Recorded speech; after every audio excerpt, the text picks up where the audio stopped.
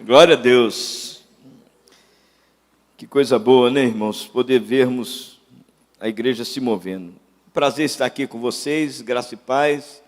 Meu nome é pastor Natanael e eu tenho o privilégio de estar compartilhando com você aqui esse tempo. Sinto-me realmente honrado e, ao mesmo tempo, constrangido pela bondade e misericórdia de Deus de poder compartilhar com vocês aqui. Se alguém me perguntar, né, como eu cheguei até aqui, eu diria, não sei, só sei que foi assim. Eu estou mais para essa história do que... né, porque uma das coisas que a gente tem aprendido é aprender a mover-se em Deus, no tempo de Deus, para a glória de Deus. E se isso for o teu coração, com certeza as coisas vão acontecer na sua vida. Né? Eu nem lembro mais, falei agora. Vamos gravar, mas é algo que vem, é real mesmo, né? Mover-se mesmo, dentro desse ambiente. Né? Mover-se para Deus, né? Essa é a ideia. Né? Meu coração fica muito nesse ambiente. E eu tenho tentado ao longo do tempo viver assim. Quando eu olho para a igreja, e porque o meu tema é uma igreja multigeracional, eu estou dando aula de teologia pastoral. E se tem uma coisa que tem me incomodado bastante na vida do seminário, e aí falando para seminaristas, é a idade dos seminaristas. Eu entrei para o seminário, tinha 32 anos, quando eu entrei no seminário pela primeira vez. Me formei, fiz 2 Cefortes. Eu tenho 2 Cefortes.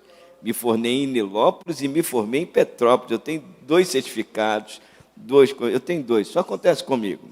Mas foi um tempo de tratamento de Deus, né? Deus me tratou. Levei 7 anos para concluir esse curso.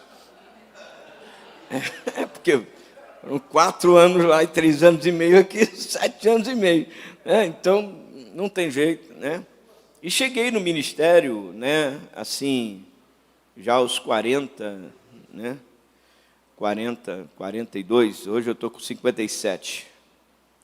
E eu fico olhando, né, assim, poxa, se eu fosse mais jovem, né, hoje eu estou com 57, se eu fosse mais jovem, né, e como não dá para a gente voltar atrás na idade, eu pelo menos vou adiante na mente.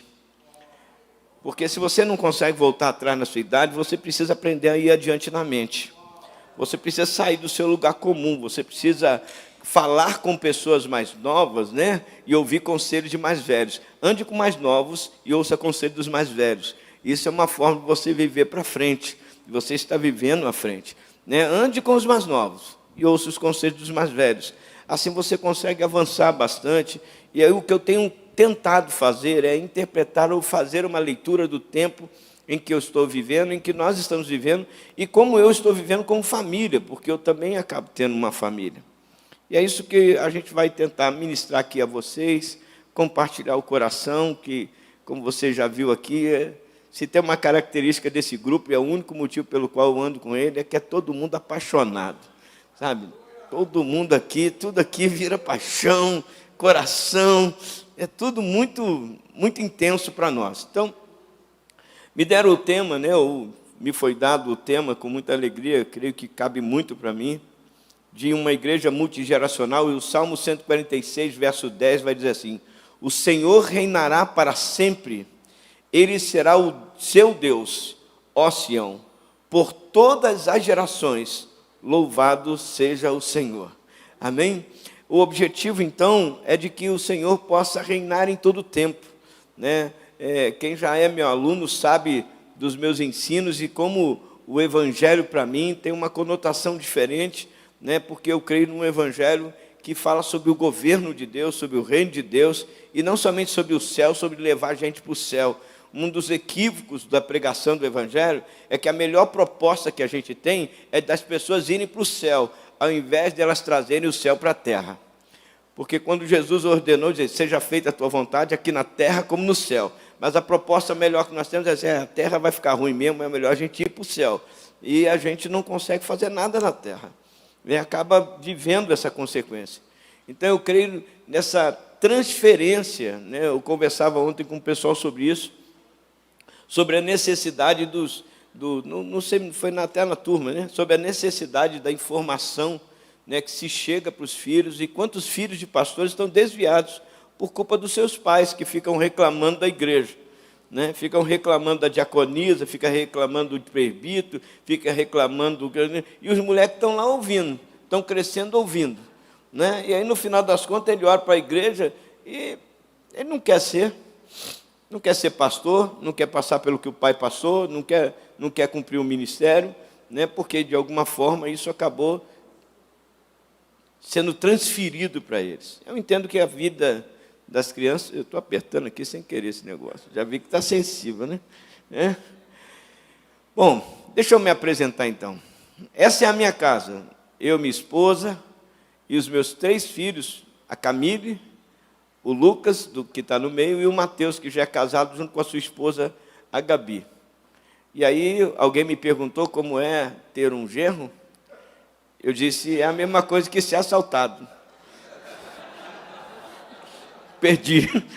Não tem como resistir, né? Você simplesmente levanta a mão e diz, já era, não tem mais jeito, já chegou em casa, já está aqui, então... Mas uma das coisas que eu sempre fiz foi tornar meus filhos parte do meu ministério. Meus filhos também se tornaram um grande laboratório para mim no ministério, né? Então, houve um tempo na minha vida que eu quase matei meus filhos, sob o ponto de vista ministerial deles, porque eu fiquei com um pudor que Deus não tinha.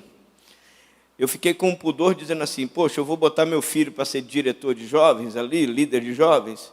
Vão falar, poxa, só é líder de jovem porque é filho do pastor.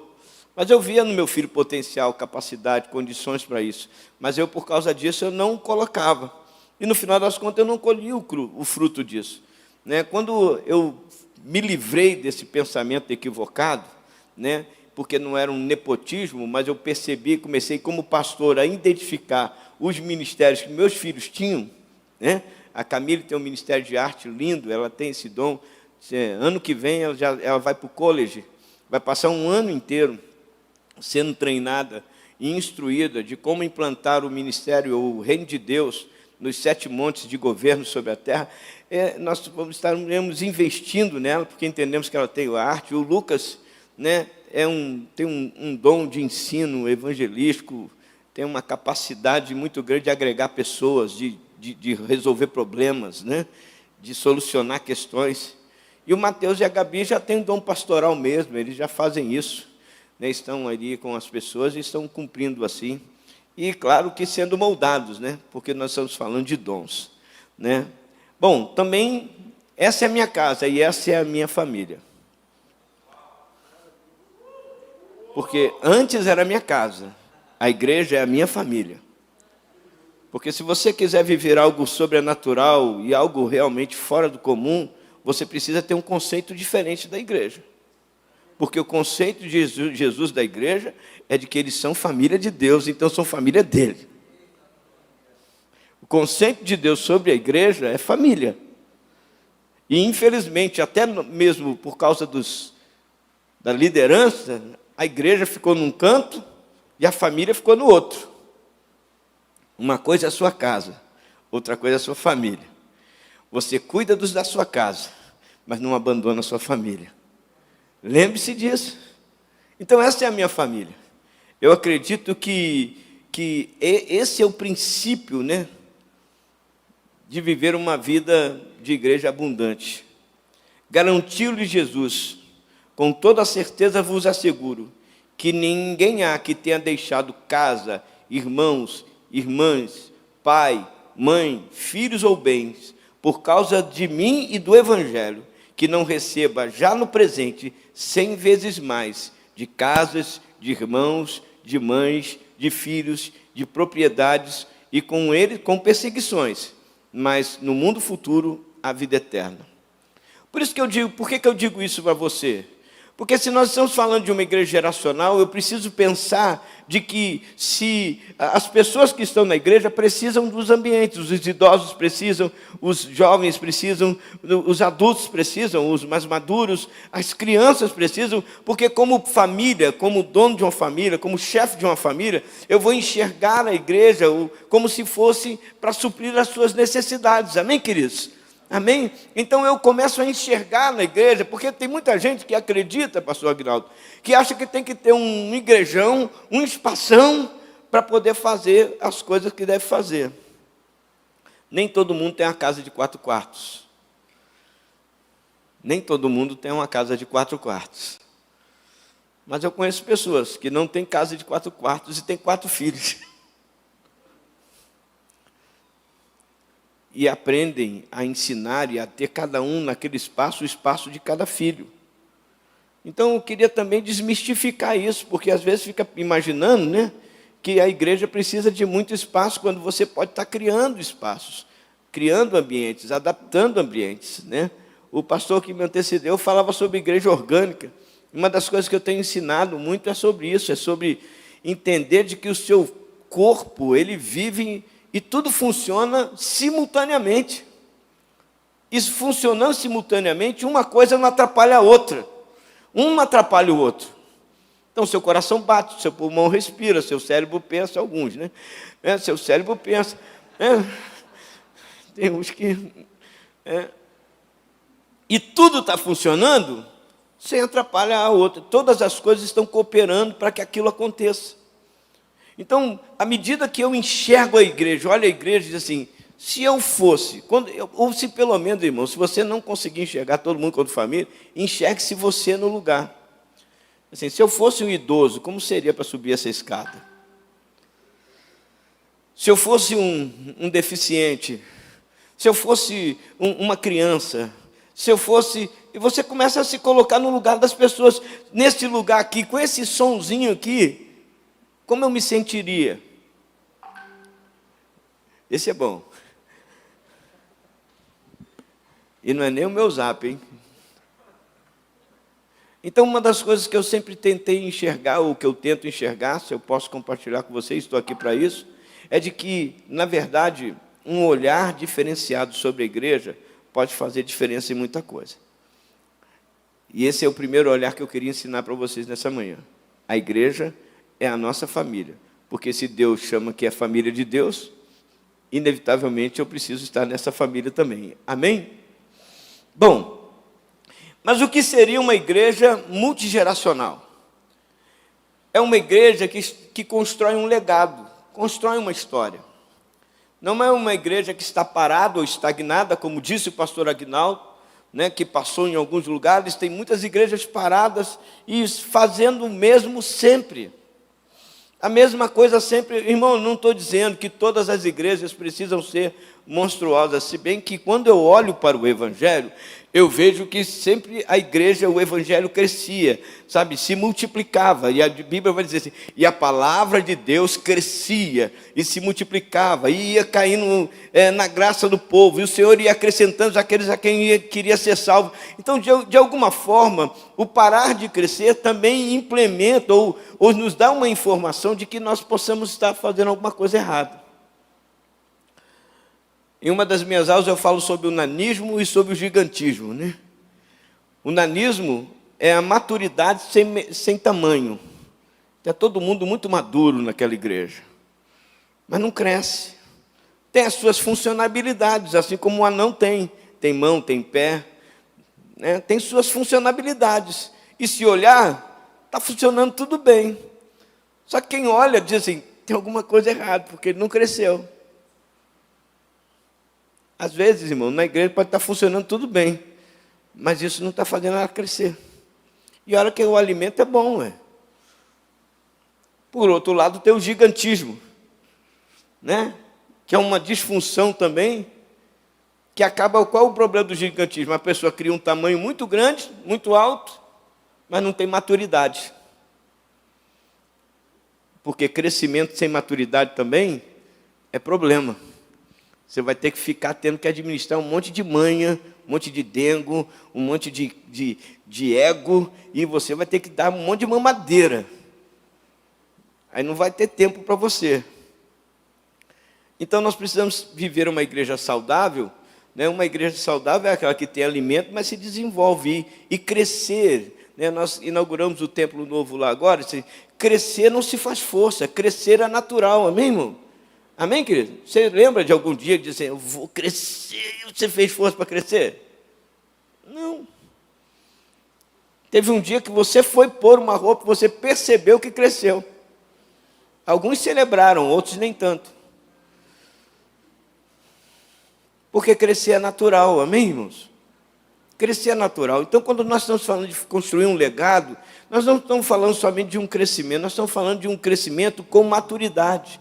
Um crescimento que vai produzindo construção. Eu vejo hoje muitas pessoas assim querendo chegar lá em cima rapidinho, chegar logo, sem viver processos, sem viver, sabe, sem experienciar, né, os erros e os acertos, e até mesmo um dos grandes problemas nossos é a falta de humildade, irmão. Falta de humildade de dizer assim, estou fazendo, mas não está dando certo. Porque eu sou implantador de GECEL, e o quanto de gente diz, rapaz, eu estou fazendo lá, mas parece que lá não pega.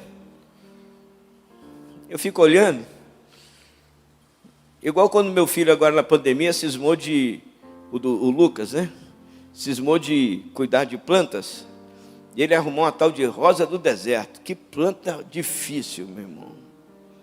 E ele e a rosa do deserto, aí foi uma irmã lá para poder ensinar a cuidar da rosa do deserto.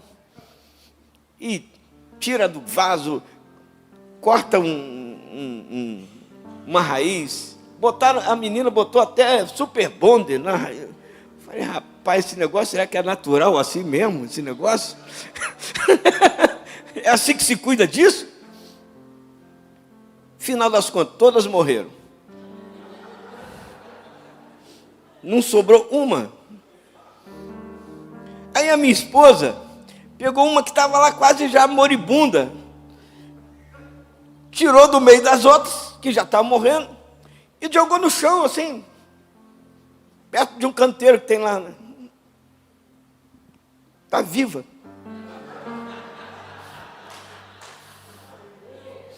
Porque tem cuidado que mata. Tem cuidado que ao invés da vida, mata, irmão. Tem coisa que você está querendo mexer e que é para ficar quieto, deixa parado, meu irmão, vai crescer, pô. Ele queria acelerar o negócio, queria que crescesse rápido. Algo que estava no processo. Então cuidado, porque às vezes você pode estar querendo muito cuidado, e o seu muito cuidado está matando.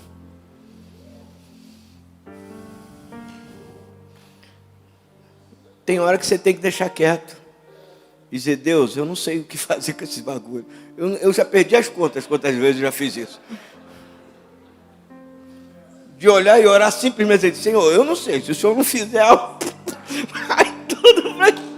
vai dar ruim tudo.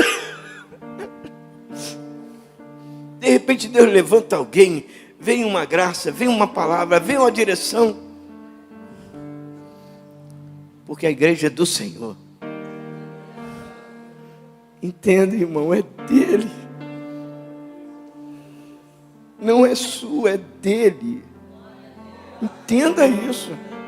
É dele, cara. Você só é um trabalhador da vinha. É dele.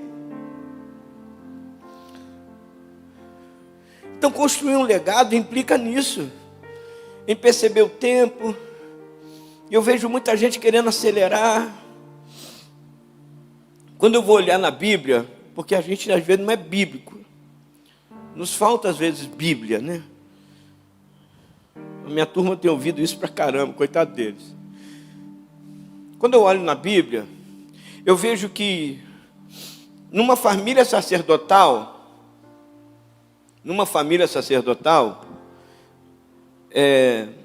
aos 25 anos, o rapaz era retirado para começar os trabalhos de ajuda no ministério do sacerdote. para trabalhar no templo do sacerdote. Aos 25 anos ele era separado. Ele passava 5 anos servindo ao sacerdote. Eu fico imaginando qual era o serviço, porque hoje em dia o serviço é mole, né? Naquele tempo dos levitas, era lavar cabrito, ajeitar ele para poder imolar, era limpar sangue, devia ser esse negócio. Amolar faca, era essa parada. 25 anos assim. Vai lá trocar os pães que deram borô lá dentro. Vai lá. 25 anos, até os 30 anos era isso. Aos 30 anos, ele se tornava um sacerdote. E aos 50, ele era obrigado a ensinar outro para fazer o que ele estava fazendo, porque ele já estava de saída. Infelizmente, no seminário, queridos, nós fomos treinados ou fomos criados para já chegar assumindo uma igreja. Já chegar dizendo, não, eu vou assumir uma igreja. Tem seminarista que já faz a conta. Não, 4 anos de seminário, 2 anos de aspirante, e aí, 4, 6 anos, estou pastoreando uma igreja. Só que não.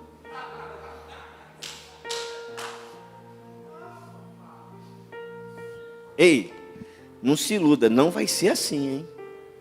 Se tu está esperando o próximo concílio uma igreja, não se iluda, não vai ser assim.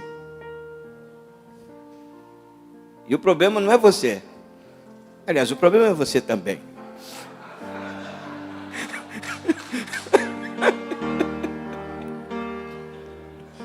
Não tem igreja, velho. Não tem igreja. Pelo menos a Arleana, né? Não tem. Vou falar o que eu ia falar, não. Mas não tem.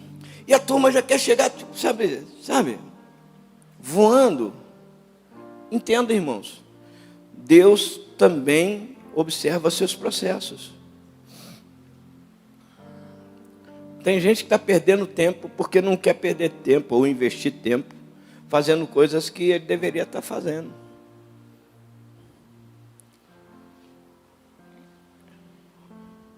Bom, onde é que eu quero chegar especificamente nessa temática para a gente chegar a conclusões aqui? Irmão, se nós queremos viver a experiência de uma igreja geracional, nós precisamos criar um ambiente onde as gerações se sintam atraídas para vir aqui aprender a conduzir uma igreja. O meu sonho pessoal é consagração de pastores até os 25 anos de idade. Eu gostaria muito de ter pastores com 25 anos de idade consagrados já. Mas, infelizmente, eles estão com 25, estão entrando ainda no seminário. Porque também os pais ou pessoas à sua volta disseram, não, primeiro você vai lá, faz sua profissão, depois você vai lá e faz o ser forte, depois você faz lá o seminário. Que alguém está dizendo para esses jovens assim, olha, não investe nisso aí não, hein? Isso é um outro curso para você fazer depois. Primeiro cuida da sua profissão. E eu acredito muito no chamado de Deus para a vida de pessoas, apesar de entender de que a igreja é geracional e missional. Nós não temos mais uma igreja só de missões, nós temos uma igreja missional. Entenda isso, aprenda logo, porque senão você vai ser vítima disso. A igreja não é mais a igreja que você conhece. A igreja agora ela é multilocal, ou seja, ela é glocal, ela é missional, amém? E geracional. Lembre-se disso. A igreja hoje ela é multilocal, ou seja, ela é glocal, está no globo. Você está na internet aqui ministrando lá em outro lugar. Ela é glocal, ela é missional, ou seja, ela não tem mais aquele missionário. Vai ser um missionário. Vai ser um missionário onde quiser. Mas também precisa ser um missionário onde estiver. Amém? Você pode ser o missionário que quiser, onde você estiver. Então, irmão, não vem com essa história de meu chamado é para o Japão. Estou esperando. Estou aprendendo mandarim. Vou falar japonês. Eu chamo ela para o Japão. Enquanto você está no Brasil, está fazendo o quê então? Orando pelo Japão.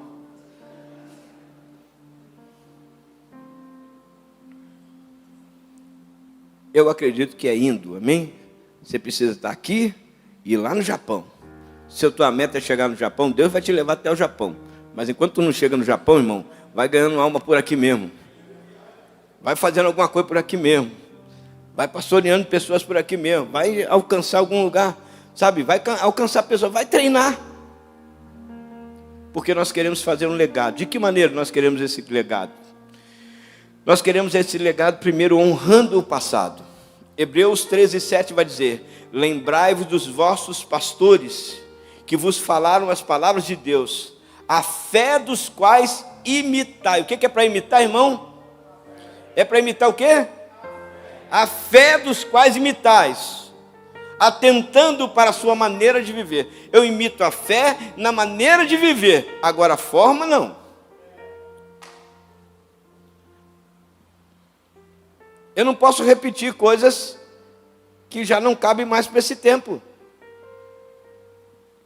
Ainda tem gente que não sabe mexer no celular, né? E diz assim, não, eu não sou bom em tecnologia. Eu falei, então tu vai morrer, hein? Porque tudo hoje exige tecnologia. Mas eu preciso honrar o passado. Eu me lembro, a primeira vez que subi nesse púlpito, eu era um seminarista também. E foi a primeira grande gafe que eu cometi na minha vida. Me lembro que estava sentado aqui mesmo. Bispo Gessé, Bispo Jami, Mara, Joedi, estavam tudo sentados aqui na frente, primeira cadeira. Minha primeira palavra: paz, Senhor, irmãos, estou igual pinto no lixo aqui.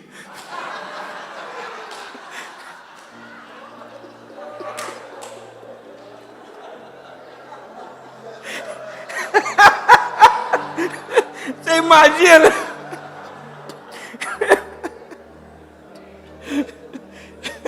Eu acredito que o Jami falou assim, é seminarista.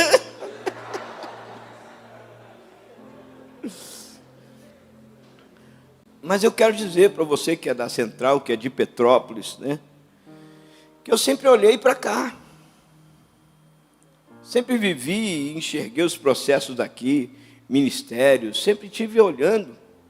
Porque eu reconheço de que o que eu sou lá, boa parte é da herança do que eu também aprendi aqui. Mas eu entendo também de que eu não posso ficar somente no modelo que era. Mas eu preciso honrar esse passado. Cuidado, irmãos. Quando a gente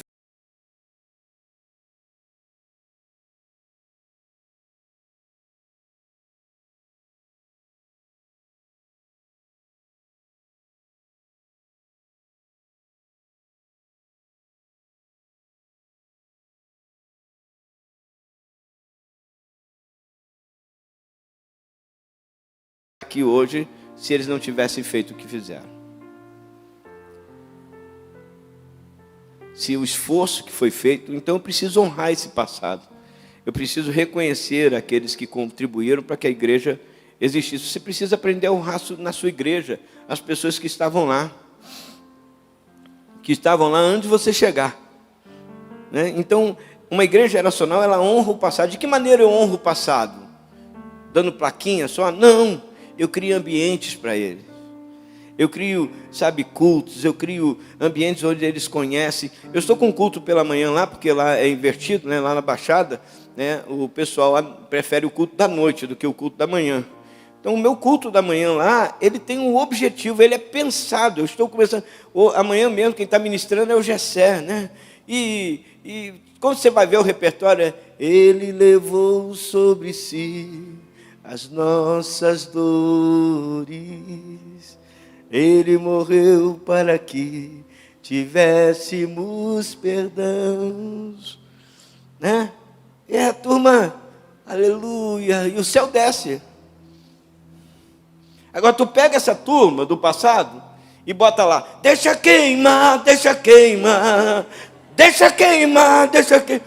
Pô, os coroas ficam olhando assim, não estou entendendo nada desse negócio, mano.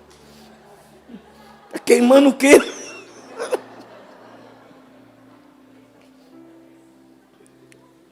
Porque o culto também faz parte, né? Não dá para ser um culto em todo o tempo, né? Para o passado, nem em todo o tempo para o futuro. Mas a gente precisa criar ambientes. Eu honro o passado quando eu crio ambientes para ele. Eu valorizo ele. Amém? Eu já fiz ginástica olímpica, já fiz ginástica olímpica e andei de skate. Aliás, de skate eu ando até hoje. Mas, né, tá lá o pastor Gustavo que não me deixa mentir, né? Me acha sempre em Cabo Frio andando de skate. Né? Mas eu ganhei muitas medalhas, né, nessas competições, ganhei medalhas lá. Mas as medalhas ficaram lá, no final meus filhos ficaram brincando, as medalhas perderam valor. Não permita que o pessoal da antiga se torne medalhas sem valor. Sabe? Dá uma ilustrada neles, honra eles e cria um ambiente para eles. O texto diz: lembrai-vos dos vossos pastores, os quais vos falaram a palavra de Deus, a fé dos quais vocês devem imitar. A gente deve imitar e atentando para a sua maneira de viver. A segunda coisa que uma igreja geracional faz é que ela gerencia bem o seu presente. Hebreus capítulo 13, verso de número 7 diz: lembrai-vos dos vossos... Não, opa, pulei aqui, eu rodei lá, mas não lembrei aqui. Romanos 13, 11 diz: a isso vos digo, conhecendo o tempo, que já é a hora de despertarmos do sono, porque a nossa salvação está agora mais perto do que a nós, do que no passado, ou do que antes. Discernir o tempo. A gente precisa entender que momento você está vivendo. Daqui a pouco a gente vai falar sobre gerações, a diferença entre elas. Mas será que você consegue discernir que tempo você está vivendo na sua vida? É um tempo de esforço? É um tempo de descanso? É um tempo de aprendizado? É um tempo de crescimento? Qual é o tempo? O que você está fazendo? O que Deus requer de você na igreja local? Se nós estamos falando da igreja... sabe, às vezes o pessoal imagina que formar uma igreja seria algo de... não, vou lá, monto um prédio, coloco um som, um pastor, né, e pronto, eu tenho uma igreja. E quando Deus às vezes está querendo que você se relacione. Eu falei ontem, lá na mesa, se hoje eu fosse tirado da minha igreja, da igreja onde eu estou, em Suruí, e transferido para qualquer outra igreja, a primeira atitude que eu tomaria, a primeira coisa que eu faria, era pegar todos os feriados do ano que eu estaria vivendo e separar todos os feriados para estar com as pessoas. Eu não marcaria um culto, eu pegaria todos os feriados e transformaria eles em oportunidade para estar com as pessoas, para comer com elas, para estar na mesa, para estar ouvindo elas, para elas me ouvirem também, para conhecê-las e me dar a conhecer a elas. Eu estaria investindo em tempo com isso. Muitas vezes nós queremos crescer, mas nós não investimos tempo com as pessoas para saber nem as suas habilidades, para conhecer suas falibilidades, suas limitações. Discernir o tempo é importantíssimo. Nós vivemos a pandemia e muitos optaram por parar. Não foi isso? Porque eu não quero aqui acusar ninguém, essa não é a minha intenção. Mas eu fiquei imaginando lá na Baixada, assim, e agora? Eu me lembro, dia 15 de março de 2020, foi o último culto que nós tivemos. 15 de março de 2020, um domingo. Ficou marcado na minha mente, tão igual o 11 de setembro. Eu sou baby boomer, então não tem jeito. Eu sempre vou lembrar de 11 de setembro. Daqui a pouco vocês vão entender isso aí. No dia 16, eu lembro de ter sentado no púlpito da igreja, olhado para a igreja, os bancos vazios, e disse: e agora, o que eu vou fazer? O que eu vou fazer? Não pode mais fazer culto, tudo fechado, o pessoal entrando no mercado, comprando tudo que tinha de caixa de ovo, tudo que tinha, gente levando, as prateleiras ficando vazias, pelo menos em Suruí, no primeiro momento desse impacto, o pessoal saía com um carrinho cheio. Mas como disse o pastor, a igreja é um corpo vivo, amém, irmão? Tem que se movimentar. Eu disse, eu preciso fazer alguma coisa. Começamos aquela semana, a primeira semana, eu me lembro que a galera não sabia nada de live. Eu disse, meu irmão, vamos correr atrás. Sabe quem me socorreu? Sabe quem me socorreu? Os adolescentes, meu irmão.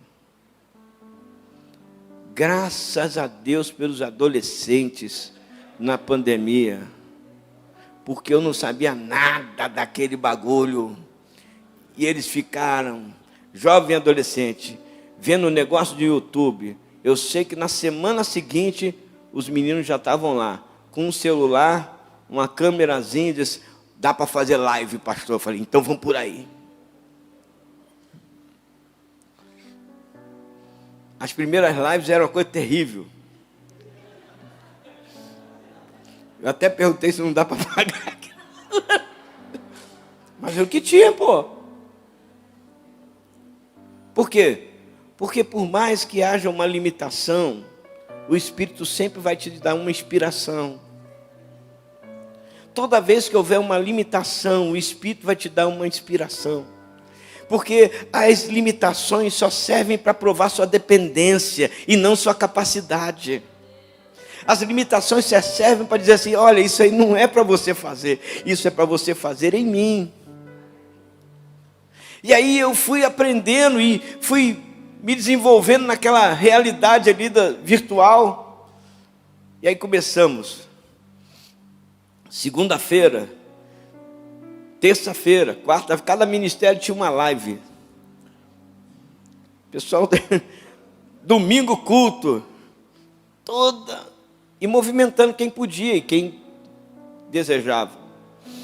Vi que aquilo começou a ficar cansativo para a equipe. Arrumei um carro de som, um carro bacana, legal. Não foi aquele, biscoito, não foi aquele não, entendeu? Porque tem gente que, vamos fazer um som, irmão.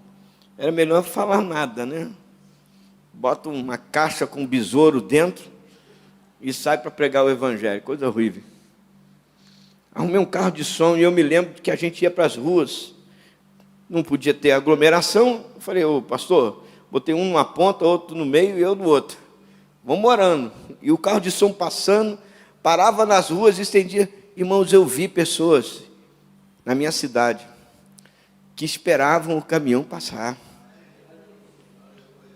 Esperavam o caminhão passar. E elas iam para a porta e ficavam assim. Eu me recordo até hoje de um homem, sabe, ele estava na altura, porque era o segundo andar do caminhão. E aquele homem estava desesperado. O olhar dele era assim, eu não sei o que fazer. O olhar dele era esse. Eu me recordo até hoje de estar orando por ele. E quando eu saí dali, o semblante dele já não era mais o mesmo. Sabe por quê, irmãos? Porque quando o caos se apresenta, a igreja continua sendo a solução. Todos vão recorrer para ela. Aí alguém chega para mim e diz assim, poxa, a sua igreja está crescendo. Então, eu não fiz nada. As pessoas só estão respondendo aquilo que eu fiz para a cidade. Entenda uma coisa, a sua igreja está numa comunidade, sim ou não? Amém? O seu desejo é que a igreja, que a comunidade venha para a sua igreja, não é? Amém? Não é isso? Como é que ela vai vir para a sua igreja? Se você for para ela. A comunidade que você quer que esteja na sua igreja, da qual a sua igreja está plantada, só virá quando você for para essa comunidade. Agora, se você ficar dentro da sua casa, se você ficar dentro do seu... Só faz, rapaz, pelo amor de Deus, está gravando, né? Para de fazer culto, rapaz. Para com culto. É culto toda hora, maluco.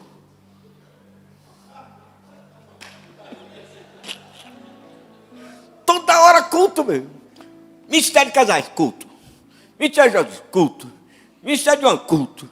Ministério de mulher, culto. Rapaz, que coisa chata. Vai cuidar de gente, rapaz.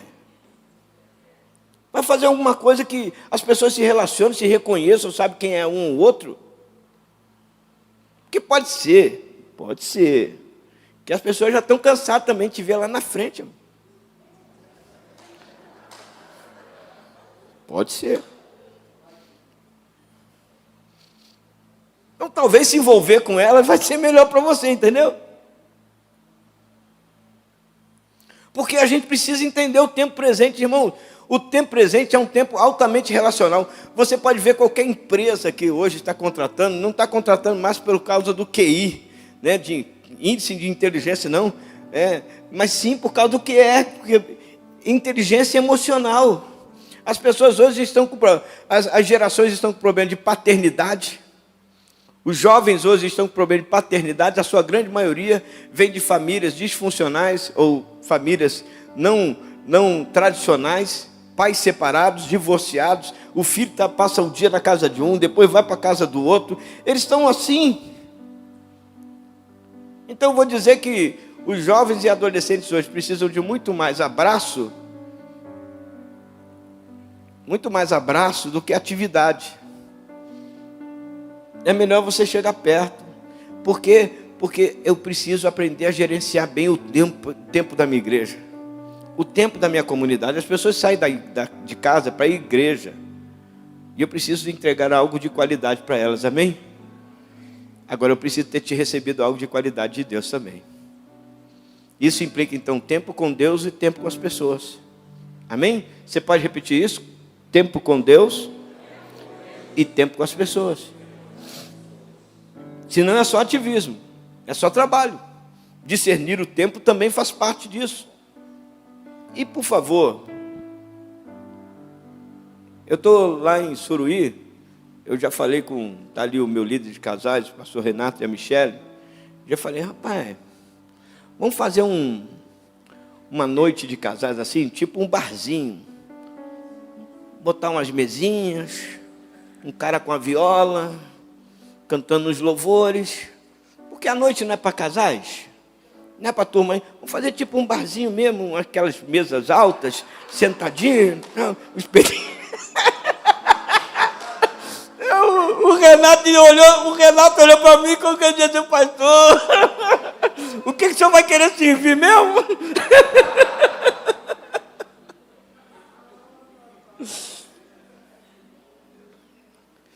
Agora, no meio disso, você vem com a palavra de Deus. Eu fui numa igreja, rapaz, os caras fizeram um pagode gospel. Tudo bem que você não gosta de pagode, fica tranquilo. Aí eu falei comigo mesmo, vou lá ver esse negócio. Fui lá para a igreja. Chamei minha esposa junto e falei, eu vou com a mulher, porque, né? Cheguei minha esposa, igreja de Nova Vida. E aí, né? Tá lá o pagode. Não lembro nenhum hino que eles cantaram em ritmo de pagode, mas tudo lá do pagode. E aí tinha uns caras, uns monitores no meio, umas mulheres, né? Porque tinha uns que se empolgavam no rebolado. Aí o monitor ia lá, botava a mão nas costas e minha. Porque tu sabe quando o cara foi criado na igreja e quando passou pelo mundo, sabe? Não? O cara que foi criado na igreja sambando. Foi criado no mundo, ele já...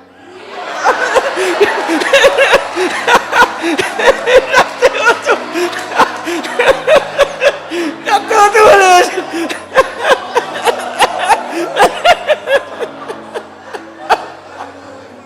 Não. Tá gravado esse negócio. Não.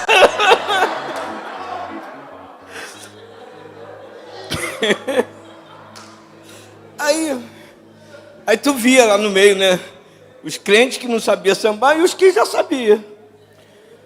E o nego pensa, o cara tá filmando, maluco. Ó, distribui não.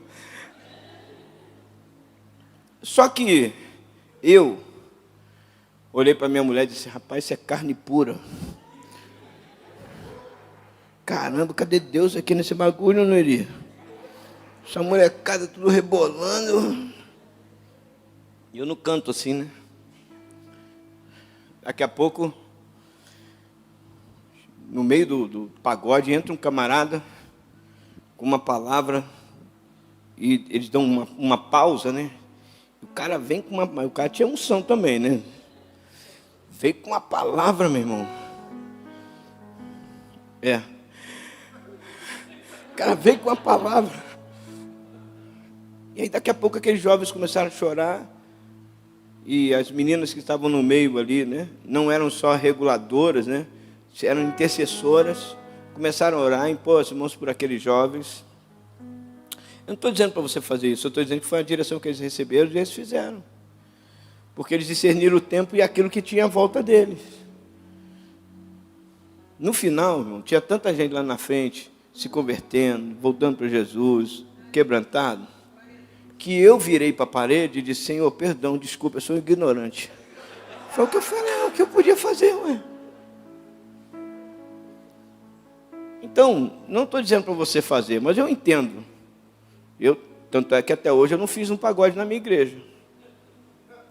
Porque eu entendo que Deus deu uma graça àquele cara, uma direção àquele cara, que poderia parecer estranho, mas ele foi fiel à visão celestial. Seja fiel à visão celestial, por mais estranha que ela possa parecer. Porque Deus vai trazer pessoas, Ele quer alcançar pessoas através dessa estratégia. Então seja fiel. Alguns vão criticar, como eu critiquei a primeira vez que entrei. Eu falei, rapaz, isso aqui é carne pura. Olha o rebolado daquela ali. Mas quando Deus começou a se mover,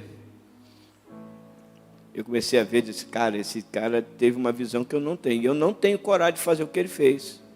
Então não critique quem está fazendo também. Cuidado. Cuidado para não criticar. Porque pode ser que Deus tenha dado uma estratégia àquela pessoa. Amém? A outra coisa que uma igreja geracional faz é que ela pensa no futuro.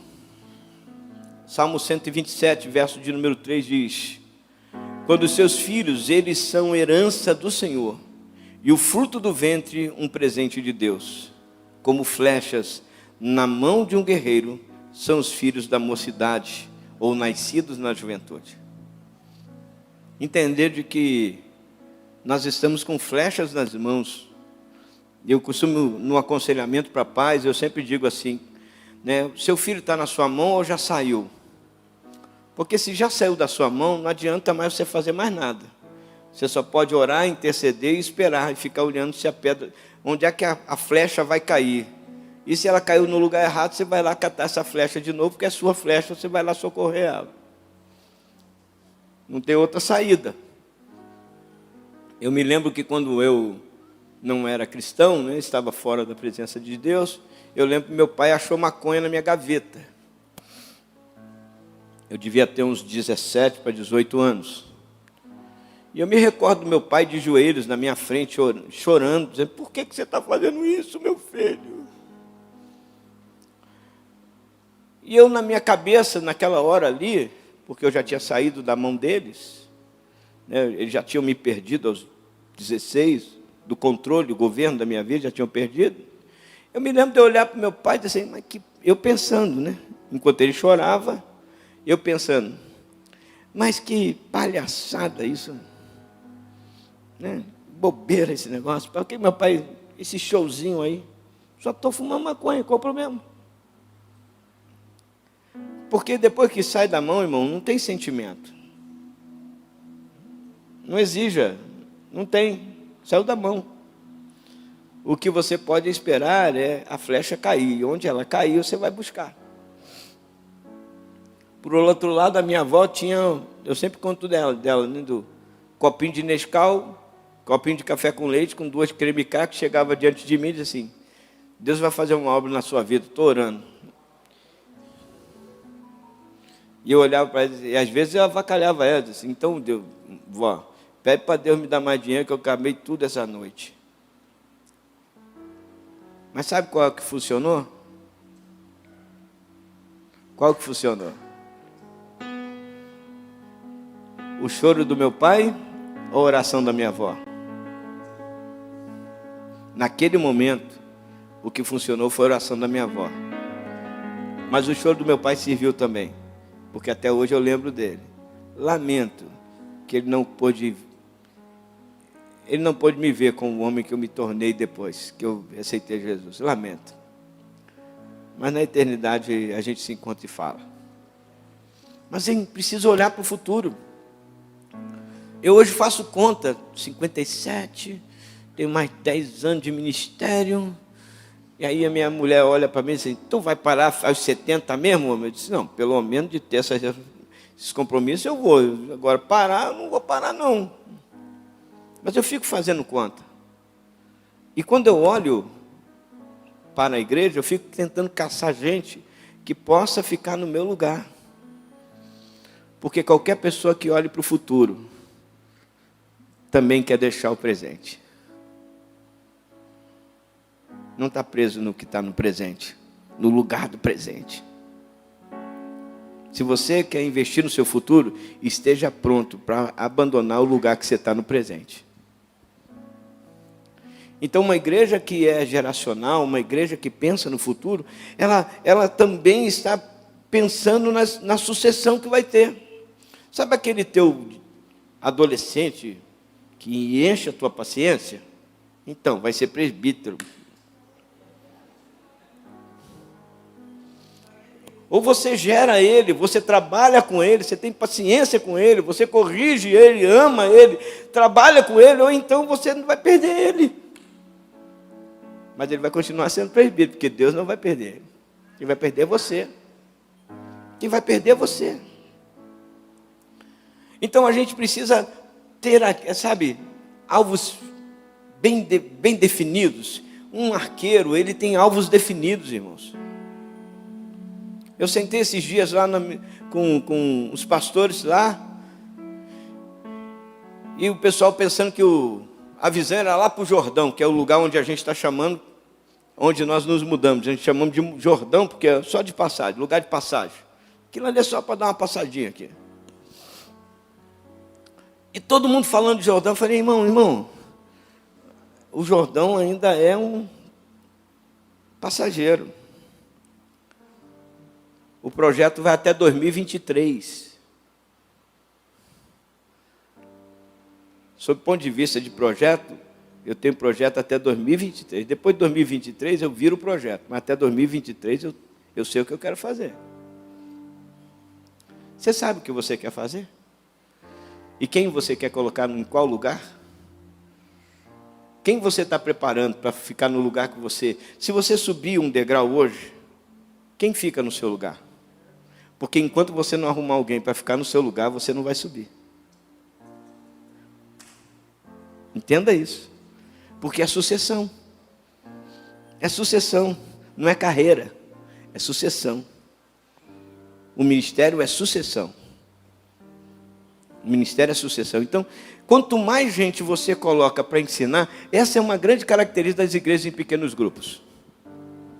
Todas elas têm compromisso com ensinar o outro a ser o que eles são. Ninguém fica assim, não, esse material é meu. Não, isso aqui... Eu me lembro, aprendi no seminário aqui, né? Graças a Deus isso já não tem mais.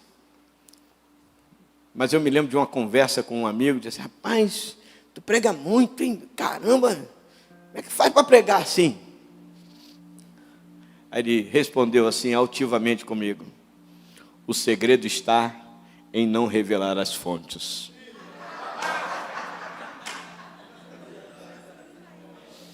Eu falei, eu acho que eu vou voltar para o meu sermãozinho.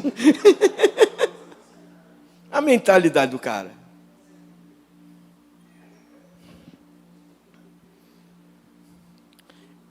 Deixa para lá. Mas entendeu? Compartilhe tudo que você sabe. Tudo que você puder. Porque todas as vezes que você acrescenta alguém, alguém te acrescenta. Todas as vezes que você acrescenta, alguém te acrescenta. Por isso que aquele que dá semente ao que semeia, aumenta a sementeira. Se você é dos que retém, você nunca vai ter. Mas se você é dos que dá, você sempre terá. Aprenda isso. A multiplicar, a compartilhar, a ensinar. O camarada chegou perguntando como é que é isso. Então, o detalhe é isso aqui. O pulo do gato é esse. Ensina. Porque pode ser que quando você for para um lugar, talvez maior, porque a gente tem esse termo, você tem alguém para suceder você e continuar. Eu fiz uma pergunta. Considerando os espaços e ambientes da sua igreja, ela está comprometida com quais desses requisitos? Com quais dos requisitos? Ela está pensando no futuro? Ela está gerenciando bem o presente? Ela está honrando o passado? O que é que a sua igreja hoje está fazendo, seminarista e pastor? Qual é a atividade principal dela? Por conhecer o pastor Aguinaldo, eu creio que ele está envolvido muito no futuro, porque ele é um homem do futuro, e tentando administrar o presente.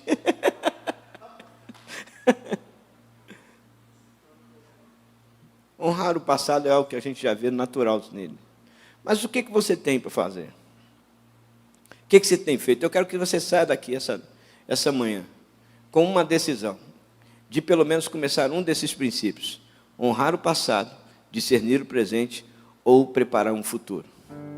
Se você puder fazer os três, para mim seria ideal. Porque em tudo que você vai fazer, você tem que olhar assim: isso honra o passado, isso faz com que o presente, eu vivo o presente, mas eu estou olhando para isso aqui. Amém? Por último não. Para isso nós vamos precisar identificar as gerações, e aqui eu vou passar rapidinho. Hoje nós temos, na verdade, vivos, né? Nós temos 5 gerações que dá para tocar ainda de pessoas vivas na igreja. Os veteranos, ou chamados millennials, também são chamados millennials, né? Os baby boomers, que na maioria das vezes são pessoas entre 46 e 60 anos, né? A geração X, que é pessoas entre 35 e 45, a geração Y, que são pessoas entre 24 e 34 anos, e a geração Z, que são pessoas com menos de 23 anos. Mas ainda tem uma outra geração que já surgiu agora, chamada Vulcan e a Delta, né? A Delta e a Vulcan, que são... a Vulcan, então, ela na verdade não é uma geração, é uma consciência, né? Líquida, volátil, e ela é algo que a cada momento muda. A geração Delta já é uma geração que está mais completamente adaptada, familiarizada, não só com a internet, mas também muito exigente no seu perfil. Ela precisa de um perfil. Qual o perfil da sua igreja? Qual é? Vou dar algumas características, né?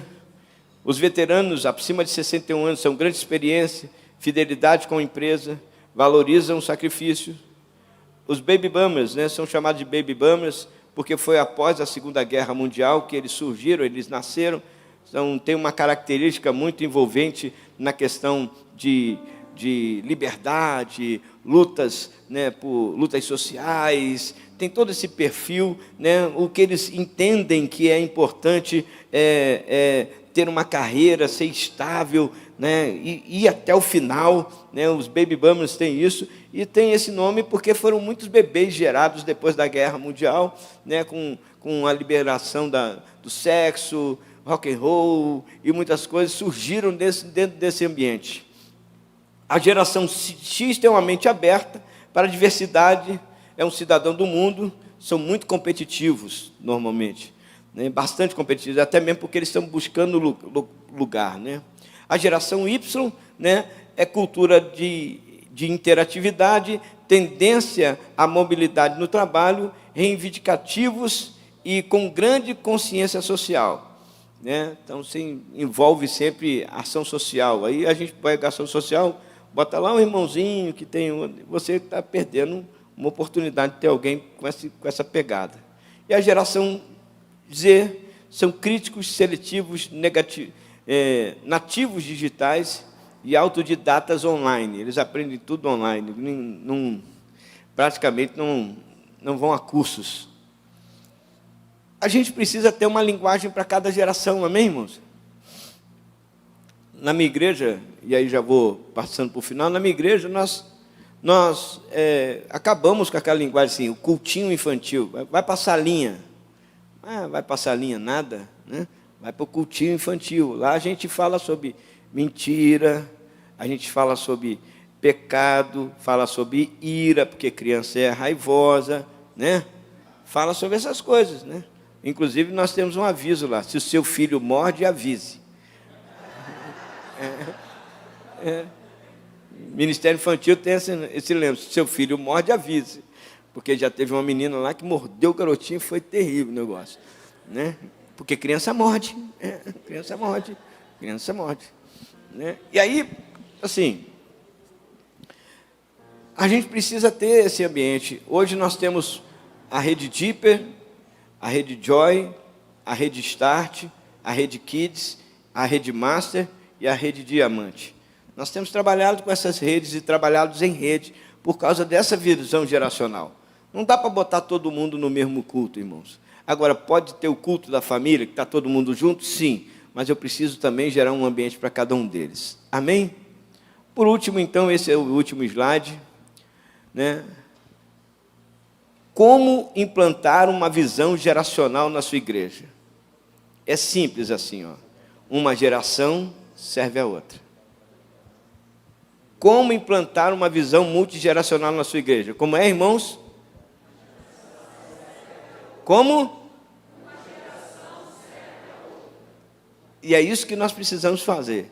Então, o pré-adolescente tem espaço lá no culto infantil, e ele é ministro de louvor no culto infantil, né? O adolescente tem espaço lá no pré-adolescente, e ele também é ministro, ele também é diácono, ele também trabalha, né? O jovem, né? O jovem tem espaço no culto ou na rede Start, ele está liderando, ele está orientando.